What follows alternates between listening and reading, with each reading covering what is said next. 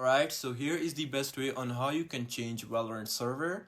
So make sure you watch this tutorial till the end to exactly know what to do. So first up, you simply need to head over to your web browser. And once you're inside web browser, what you need to do is just simply type in Valorant change server. Once you type it in, it will bring this up, which is official Riot Games. So you just gotta press on the link and it will bring you to this right over here. So it will explain how you can change the server. But first of all, you have to press login. So you just gotta log in with the account that you wanna change the server of. So you just gotta go ahead and log in into your Valorant account. Once this is all done, you just gotta scroll down, and if it's not fixing your problem right away, like not changing your server, you just gotta scroll down until you see the option of submit a ticket. You just gotta go ahead and press on that.